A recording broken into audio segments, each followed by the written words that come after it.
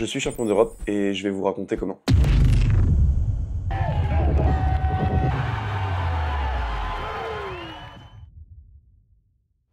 Jeudi 20 mars, le jour de ma compétition, je me lève, je me pèse évidemment, parce que c'est la première chose que je dois faire pour pouvoir faire le poids pour la compétition, et je fais 105,7 kg. Comme vous pouvez le voir, 105,7, c'est le point de départ, il doit être 11h15, je passe dans 3 heures exactement à la pesée pour le championnat d'Europe. Donc on va partir directement pour la fin du cut. Ça fait déjà 2 jours que je suis dedans plus ou moins avec le foot mass machin, etc. Et là on va finoler, on va finir ça pour les 700 derniers grammes. Le plan c'est prendre une petite douche de 10-15 minutes bien chaude pour que je transpire et je vais me foutre sous les draps. Et dans l'idée, si je suis chaud, ça fait 700 grammes. Et après on est bon. Donc c'est parti. Une très bonne position pour commencer, on va dire, la fin de mon cut, sachant que en moyenne, en préparation, je tournais dans les alentours de 107 kg. Donc je savais que ça allait être assez facile. Et ça s'est avéré être le cas jusqu'au dernier jour, et donc tant mieux. À ce moment-là, je commence du coup la fin de mon cut avec quelques douches chaudes suivies de moi qui me mets sous des serviettes et qui me laisse transpirer, et de la technique spéciale du lama, faire en vidéo. Bon, comme vous avez pu le voir, j'ai entre guillemets que 700 grammes à perdre ce matin. Toute la prépa j'étais beaucoup plus léger, j'étais envoyé entre 107 et 175, donc forcément ça facilite quand même pas mal les cuts. Et tant mieux parce que je me sens plutôt bien. Là j'ai fait mes 3 derniers trainings dans les 3 derniers jours. Je me suis trouvé lundi, mardi, mercredi. Tous les trainings se sont bien passés, franchement j'ai eu des bonnes sensations, donc je suis assez en confiance.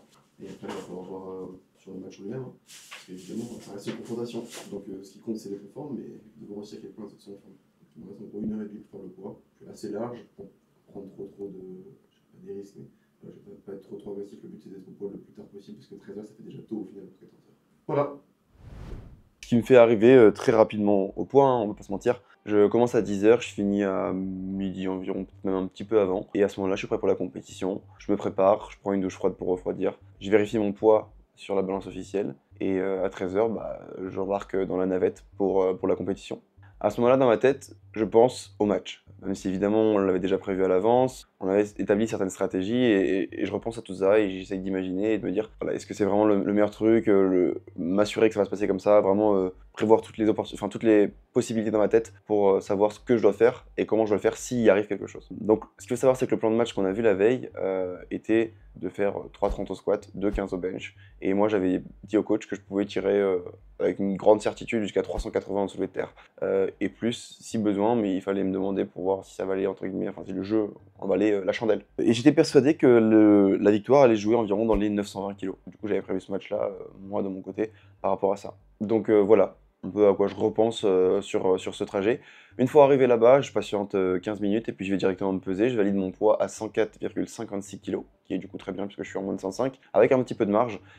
Et surtout, je passe dernier à la pesée, ce qui influence vraiment la compétition. Déjà, la marge que j'ai au niveau du poids, elle va être vraiment intéressante, puisque en général, on est toujours très proche des 105 kg, surtout à ce niveau, parce que chaque gramme que tu perds, il te coûte des points de vie. Donc du coup, tu n'as pas envie de les perdre. En tout cas, tu restes aussi proche possible des 105 kg. Et comme je passe dernier à la pesée, j'ai un numéro de lot qui est haut, ce qui veut dire que je tirerai à barre égale, sur mon soulevé de terre, je tirerai en dernier, ce qui me laissera le choix de mettre ce qu'il faut pour gagner. Donc là, en l'occurrence, mes deux concurrents les plus importants, qui sont Emil Norling et Regin, le Danois. Donc pour ce qui est de Regin, son numéro de lot est juste avant le mien, ce qui veut dire que je tirerai après à barre égale, donc ça c'est une bonne chose. Et Norling, lui, et juste après moi. Mais honnêtement, pour être totalement transparent avec vous, à ce moment-là de la compétition, moi ce que je vise c'est de faire un bon total, évidemment de prendre la meilleure place que je peux avoir, mais je visualise pas forcément le fait de gagner. Dans le sens où je pensais que, en fonction de la configuration de la compétition, ce serait peut-être prendre des risques inutiles que je voulais pas prendre, parce que mon but c'était de faire le plus gros total possible, de l'améliorer pour le championnat du monde et de mettre en confiance. Donc à ce moment-là, le fait que Norling tire après moi sur une barre égale ne me dérange pas, puisque je me dis que dans tous les cas, si on arrive à ce moment-là, j'accepterai tout simplement que voilà, il a été meilleur que moi, et je sais qu'il a tendance à jouer ses matchs assez safe et à laisser de la marge, il a juste tiré ce qu'il doit tirer, donc dans l'idée, je pars de ce principe-là. Donc, s'ensuit le refeed, je mange bien, je bois bien, mais pas trop. Et ça fait la différence, puisque j'ai souvent l'habitude de me dire « Ok, je suis déshydraté, il faut que je mange beaucoup, il faut que je bois beaucoup pour me sentir bien ». Et au final, je me retrouve ballonné au squat. Là, pas du tout. J'ai même pas mangé mon sandwich en entier, même si évidemment j'ai fait la méta sandwich, parce que je sentais que je commençais à être sur la limite et je voulais pas arriver ballonné au squat, donc j'ai laissé une partie de mon sandwich. J'ai bu, je pense en tout 2,5 litres d'eau, ce qui au final est largement suffisant, puisque comme je vous ai dit, j'ai cut 2 kilos, donc au final je me retrouvais déjà plus lourd que ce que j'étais en temps normal, donc très bien. Bon, du coup les gars, pesé, j'ai déjà dégommé le sandwich, j'ai même pas fait d'update, il y a des priorités dans la vie quoi. Et j'ai bu un petit litre, on va continuer comme ça sur cette lancée, je pense encore 1 litre avant le début de la comp. Qu'est-ce qu'il veut l'espagnol là-bas? On va continuer avec un petit litre avant la compétition, puis ça va être le début. Donc du coup il est 14h41 et je vais commencer vers 16h30, donc commencer à m'échauffer vers 16h je pense. Donc il me reste encore une petite heure, à peu près 1h30 pour digérer. Et puis après c'est pas mal ça comme on dit. Tu veux nous faire un petit discours en espagnol R2? Voilà, ¿cuál es la fecha de hoy, por favor? Vraiment dire quelque chose? Non, ça veut dire quelle est la date d'aujourd'hui? S'il vous plaît. S'il vous plaît. Voilà. La date d'aujourd'hui c'est la date de la victoire. La victoire! Comment on dit la victoire? La victoria? Victoria. Victoria? La victoria, si. Ensuite, je pars tout simplement en salle de chauffe pour commencer à m'échauffer et je me mets dans ma bulle. À ce moment-là, du coup, commence le squat et pour moi, le squat, c'est toujours le moment le plus complexe puisque c'est là où il y a le plus de contraintes, on va dire, d'un point de vue standard. Déjà, il y a 2 ordres, un de départ, un de fin. Et il peut y avoir beaucoup de choses qui se passent. Entre toutes les exigences qu'il y a sur squat et aussi le fait que ça soit le premier mouvement, c'est toujours celui qui est un peu le plus complexe pour moi et le plus stressant. Donc je me mets vraiment dans ma bulle et je commence. Et le plan de match que j'avais prévu de finir à 3:30 était assez conservateur. Je savais, ou du moins je me doutais pouvoir faire plus, mais je voulais pas risquer parce que je pensais justement qu'avec cette barre-là, ça me suffirait pour faire le total que je voulais et potentiellement la place que je voulais aussi. Même si, comme je vous l'ai dit, à ce moment-là, je sais pas encore que je suis en capacité de gagner. Je commence du coup mon squat, je m'échauffe très bien, 70, 120, 70, 220, sachant que je m'arrête à 220, j'aime bien les gros jumps, donc vous allez voir, globalement mes jumps sur les échauffements sont assez importants, plaque par plaque jusqu'à 220, je m'arrête à 220 et opener à 2,90.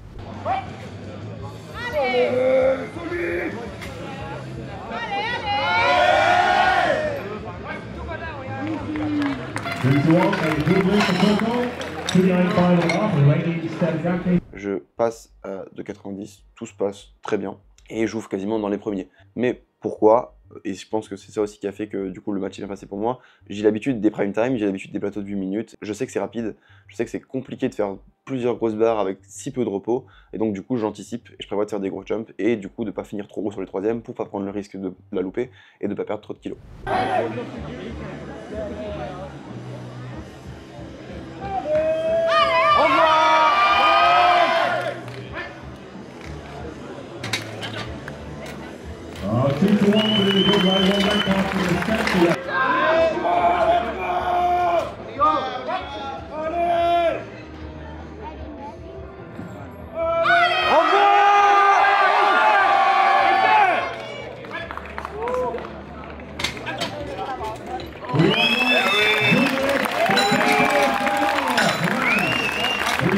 Donc je fais 290, puis 315 et enfin 330 qui passent tous très bien. Sur le 330, je ralentis un petit peu, mais volontairement en fait, parce que je sens que la barre bouge pas mal dans mon dos, il y a pas mal de whip sur la barre, et vu que je sais qu'elle passe, j'ai pas envie de prendre le risque de pousser trop fort, de prendre trop de vitesse et potentiellement la faire rouler sur mes épaules ou quoi. Donc j'y vais tranquillement et je suis vraiment confiant sur le fait que j'avais, je pense, au moins 7,5 de plus, mais encore une fois, je compte, c'est la troisième barre. Passer le squat, du coup, voilà, je suis assez soulagé et je me dis qu'au final, maintenant, il n'y a plus qu'à faire un bon bench et j'étais vraiment sûr de mon karaté au niveau du terre. Donc du coup, dans ma tête, il me restait plus que le bench. Je m'échauffe au bench, je fais 70, 120, 170 très rapidement. Encore une fois, dites-vous que là, dans ce contexte-là, on avait 2 groupes. Donc en fait, entre les mouvements, on avait quand même une petite demi-heure tranquille. Mais s'il avait fallu avoir 15 minutes, j'aurais pu aussi le faire. Et c'est ça aussi justement qui est important dans ma manière de m'entraîner, c'est que je me prépare à ça.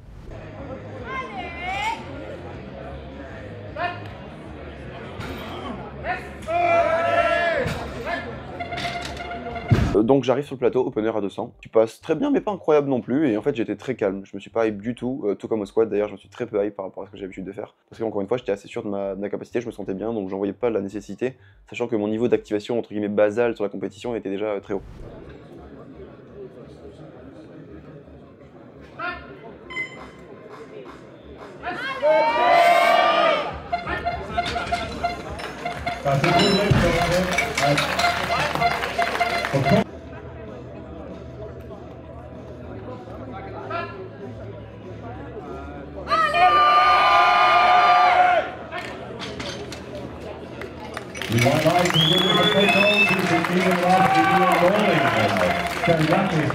Donc 200, 207,5 et 215. Là, l'idée, c'était de reproduire le plan de match du Silent Worker Meet. Pourquoi? Parce que je fais 3 kilos de moins et parce que je passe sur le nouveau banc Maniac qui est beaucoup plus dur que le nouveau Eleco. le dernier hélico.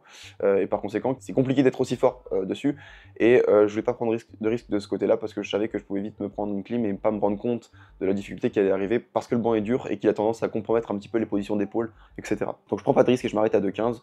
Encore une fois, en voyant la 2,15, je pense que j'avais peut-être 5 kg de marge, mais bah voilà, il faut faire un choix à un moment. Et moi j'ai fait ce choix d'être conservateur sur mon squat et mon bench et de finir avec un 6 sur 6. Ensuite vient le moment un petit peu fatidique et là il y a beaucoup de choses à dire. On arrive au soulevé de terre, comme je vous ai dit, moi j'étais très sûr de moi au soulevé de terre, de ma capacité à tirer au moins 380 et plus s'il le fallait, je me visualisais jusqu'à tirer 390 au besoin. À ce moment-là, on avait prévu du coup une stratégie la veille qui était de skip mon deuxième essai parce que comme je vous l'ai dit, les spotters étaient très rapides, on était 8 dans le groupe, ce qui veut dire qu'en fait en moyenne on avait à peu près 6 minutes de repos entre chaque lift et je vous laisse imaginer le fait de tirer 350, 365, 380 avec chaque fois 5-6 minutes de repos. Très compliqué, et bah je voulais pas prendre ce risque parce que je savais que j'avais pas besoin de tirer 3 barres, j'avais juste besoin de rentrer dans le match avec 350, prendre du coup 2 rounds de repos, ne pas tirer de deuxième et tirer tout ce qu'il faut sur la troisième parce que je savais que j'en étais capable. Et donc du coup j'ai décidé ça avec les coachs la veille, on a validé ça ensemble et voilà, tout simplement c'était le plan qu'on voulait suivre. Donc l'idée c'était de faire 3,50 et ensuite de mettre ce qu'il fallait en troisième barre pour gagner ou au moins jouer la place qu'on pouvait jouer. Et c'est là justement où en fait, vous allez comprendre, moi je savais pas que j'allais gagner à ce moment-là. Donc comment ça se passe? Je prends ma première, elle passe très bien.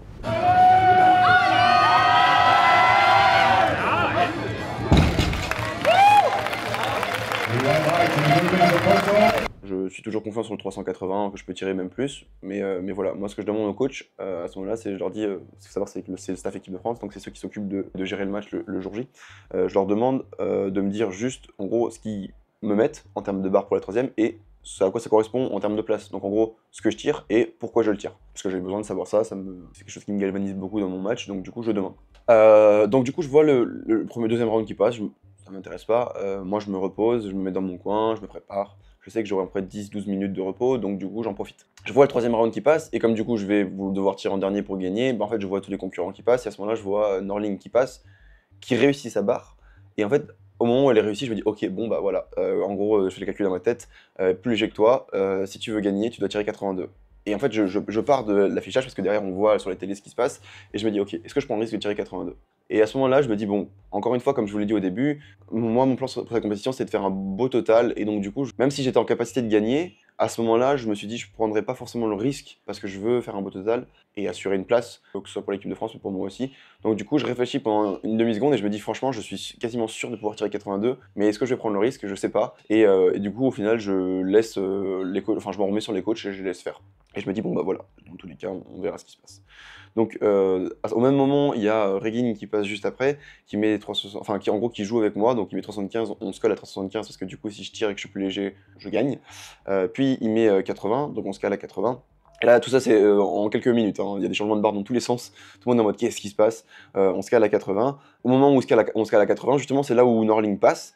Je le vois réussir, donc du coup, je me dis, ok, ben, c'est soit 82, soit je me colle sur ce que Regin fait. Et en gros, bah, si Regin la passe, je dois la passer. S'il la loupe, je peux redescendre. Enfin, je peux pas redescendre, mais je dois remettre la même barre, la passer, et je gagne. À ce moment-là, du coup, Regin joue le bluff.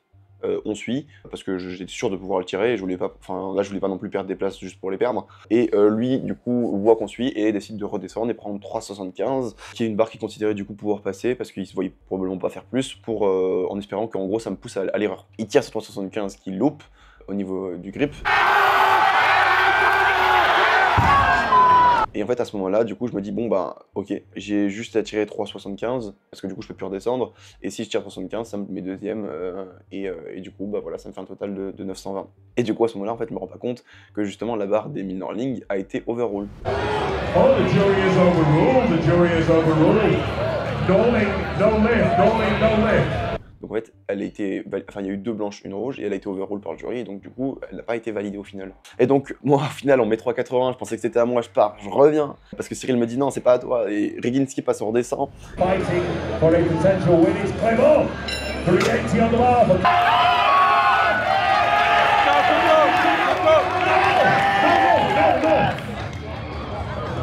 The drama. Et au final, on me recherche 375, et moi je me dis, bon, ok, 375, je m'étais hypé à 30 secondes, mais on y va, je monte sur le plateau, je me place devant. Je me souviens même, bon, pour vous dire le détail, la barre était très sur l'arrière, et je me dis, pouah, j'aime pas tirer comme ça sur l'arrière, tu sais, c'est un toc que j'ai. Je me dis, est-ce que je tire autant sur l'arrière, est-ce que je la pousse sur l'avant, et je me dis, arrête de penser, Corentin, mets tes mains sur la barre, tire. Et je tire, et je la monte.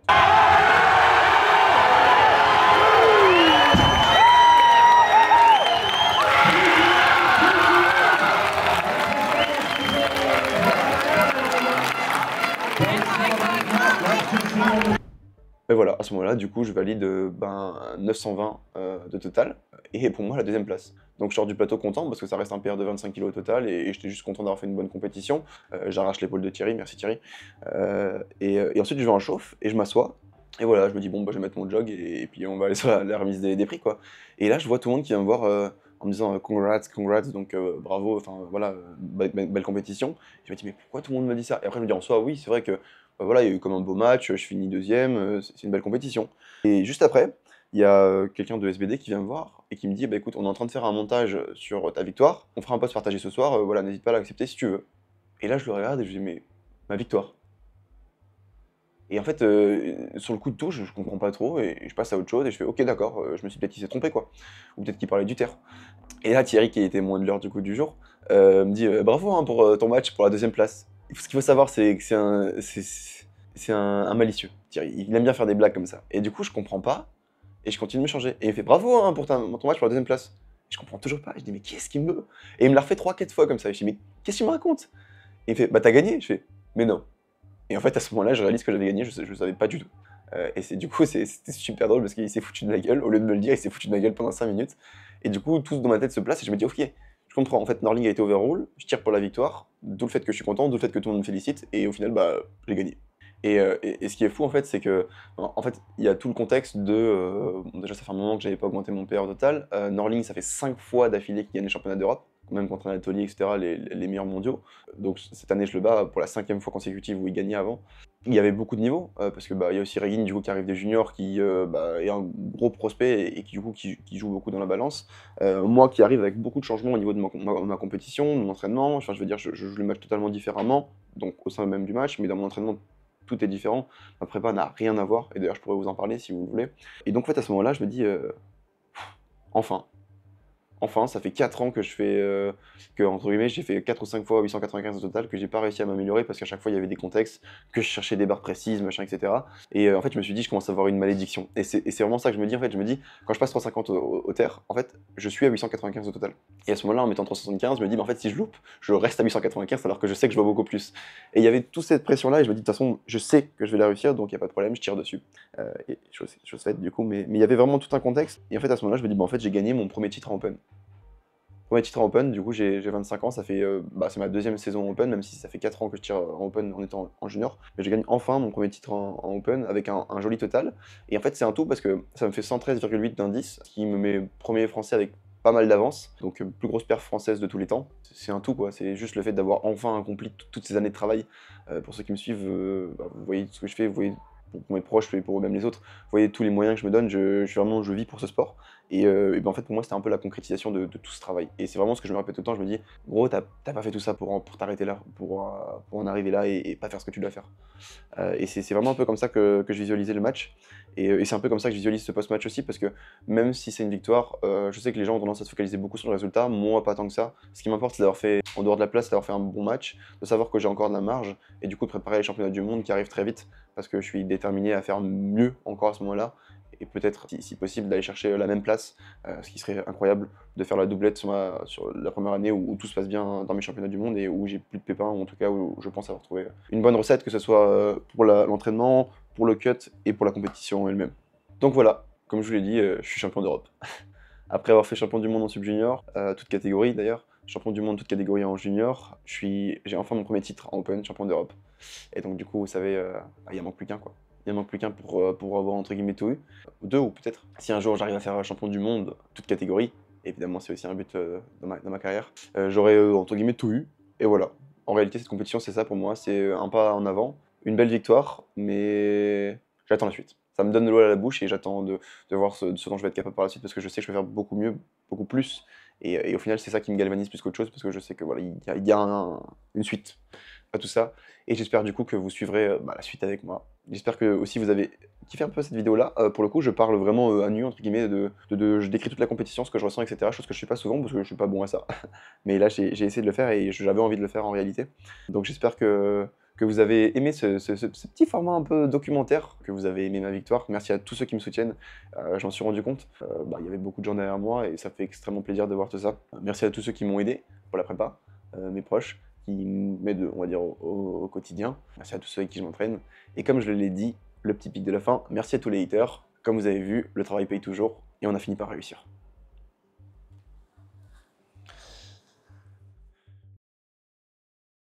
Ben voilà, on a gagné. Hein. Qu'est-ce que je veux que je dise de plus? 105 kilo Open European champion with a total of 920 kilos from La Belle, France. It is Corentin Copco! Oui, monsieur! Oui, monsieur! Mérité!